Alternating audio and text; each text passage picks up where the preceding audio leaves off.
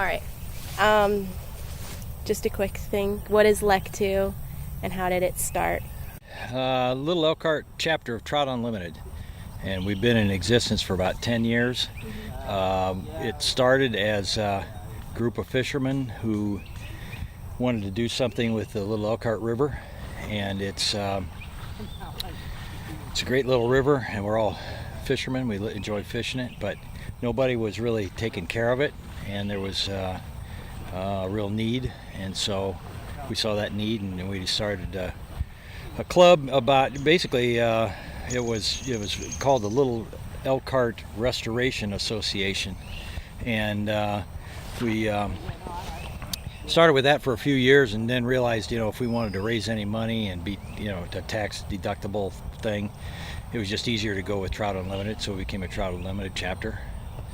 And so yeah, we've been doing it for 10 years. And what were you doing today? Well, today we're doing some stream improvement. This section of the river is kind of wide and flat, and it's got a lot of sand in here. So what we're trying to do is deepen the channel to try to constrict the flow, and then that'll scour out the bottom, and it'll expose the gravel that's underneath the sand, and then that gravel will harbor bug life that is instrumental for the trout survival, and it also helps to create more oxygen in the water by increasing the flow, and it helps to with the temperature too. Our river is kind of marginal as far as water temperature for trout, and they really need something at least below 70 degrees, and most of the time we stay below 70 degrees. It's a spring-fed creek, so it's actually, the Little Elkhart River is really a special river because it is it's actually one of the longest rivers in Indiana that's completely spring fed, and it's all cold water. It's not a warm water system, so it's all spring fed, so the water stays cold. That's why we have trout here. There's only a few rivers in Indiana that are able to support trout, and this is, in my opinion, this is the best one because it is spring fed, and we're not interfering with another fishery either. A lot of times that other places that have trout also have smallmouth bass, and they've got panfish that people fish for, and in this situation we don't have that. All we've got basically are trout and well, there's suckers and carp and other trash fish in here, but we don't have other game fish really.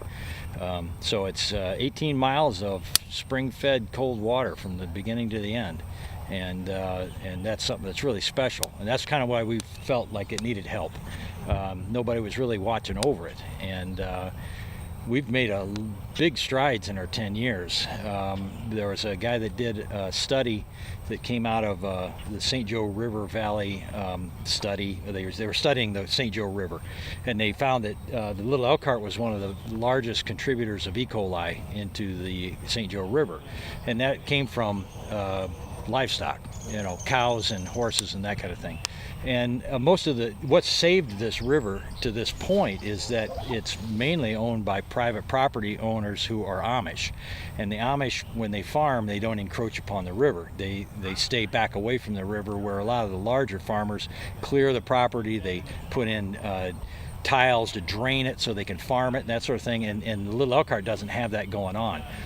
Thing they did have though was livestock right in the river, and they had barnyards that washed right down into the river. And so a fellow by the name of Dave Arrington did about a $2 million project to clean the river up. And so he fenced out the cattle, put in riparian zones to filter out the water and that sort of thing. And now our water is very clean. I mean, it's really great. So now we've got clean water. Now we need to accentuate the river and try to provide more trout habitat and colder water, more oxygen, that sort of thing for a better survival.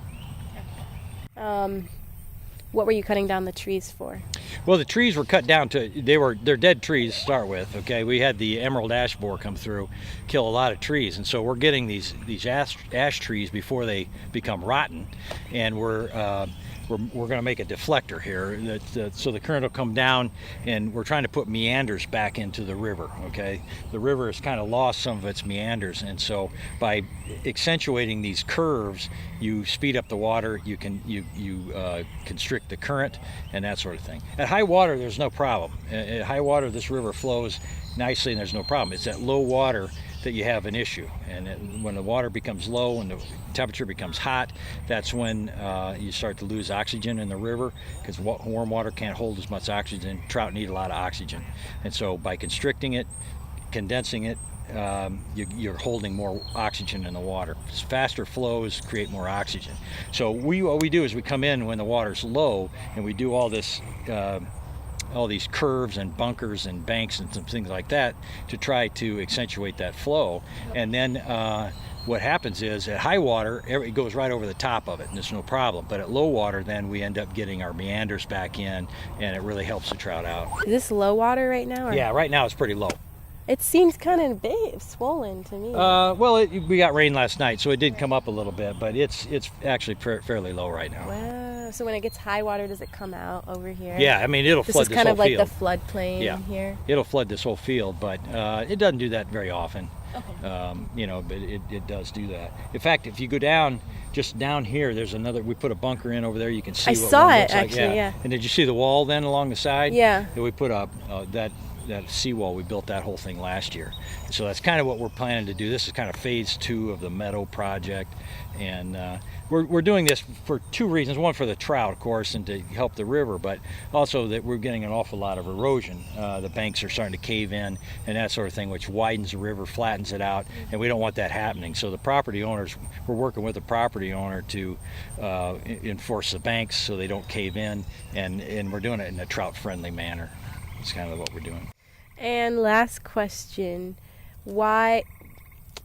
So you're a fisherman. So were you a fisherman before Lek 2 started? Oh yeah. So Lek 2 sort of started out of your love for fishing? Well, exactly. I mean, I've been fishing this ever since I was about 6 years old, and so back when I was a kid, my dad was a trout fisherman, so I kind of became a trout fisherman as well, and he used to bring me out before work. You know, he'd go to work at like 7 o'clock, so he'd drop me off at 6, and I'd fish all day down through here, and he'd come back and pick me up at night when I was a little kid. Because, I mean, I just love doing this kind of fishing.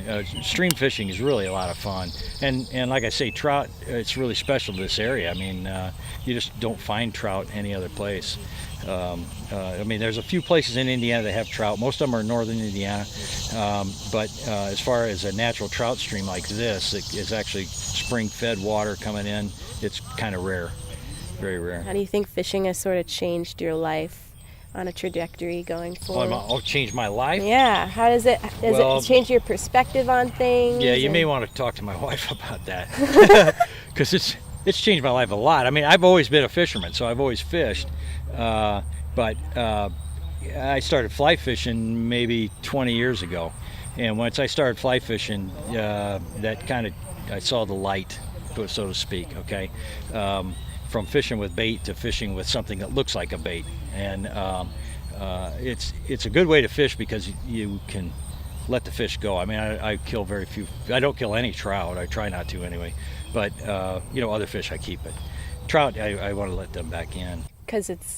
Why is that? Is it because you've worked so hard to get them in? Yeah. I mean, this river, you see how small it is. If I kept every trout I caught out of here, there wouldn't be any fish to fish for. So this section is a catch and release section. We've got 2 miles of catch and release where you can't use bait, because if they eat bait, they swallow it, and then trying to get them off, you're going to kill them anyway. So there's no bait in here, and it's improved the fishing drastically. You can come out here any time of the year and catch trout. You didn't used to be able to do that before we had catch and release. The other thing that we're doing is we're focusing on brown trout in our chapter. There's 2 different kinds of trout that are in here, rainbows and browns. The rainbow trout are kind of marginal for the water temperature, and so they don't last all that long. Occasionally you'll get some holdovers, but it's kind of rare. So the brown trout can survive in this water and can thrive, and actually they're reproducing. So we started stocking brown trout. Are they native? No, no. The rainbow, neither are rainbows. They're both, the only native trout we have in the U.S. are brook trout and I believe cutthroats. Are those out west? Yeah, brook trout are out east and cutthroats are out west. But they've transported them. They're all over the place now. But the browns and the rainbows, browns came from Germany.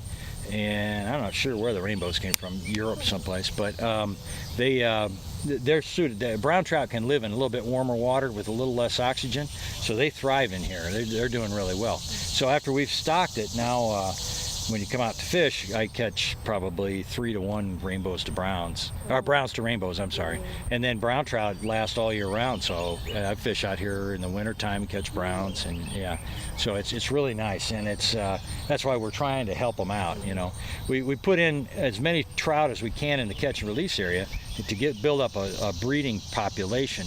And now that we've got that kind of maxed out, what we need to do is provide more habitat to hold more fish. The more fish you have in an area, it's kind of playing the matchmaker. You know, when it's time to spawn, they can find a partner and they can successfully spawn. And if they were spread out all over the place, they'd have a hard time doing that. So, to get back to how has it like sort of changed your way of? You saw the light. Well, my whole life revolves around fishing. I mean, it really does. But that's the kind of guy I am. I fish. I fish year round. I fish trout a lot, and I fish all over the country. I very rarely go on any vacation that I can't fish while I'm there, and I'm always taking fishing stuff with me. So it's just kind of the way it is. It's just you. Yeah, it's me. But whether or not we had trout unlimited, I would probably still be that way. But this definitely gives me an outlet. I mean, like today, I'm not fishing today, but I feel good about what I'm doing. You know, this is worthwhile to me to do this kind of work. So, yeah, I spend a lot of time at it, I ought to say. Yeah, it's really awesome. Thanks for letting me come and oh, sure. do this. Yeah. No, I'm glad you're here. And if you're ever cooking up a big batch of fish, I want me to come. Okay. I'll keep that in mind. All right. Well, thanks for letting me take some of your time away. Sure. Thank you.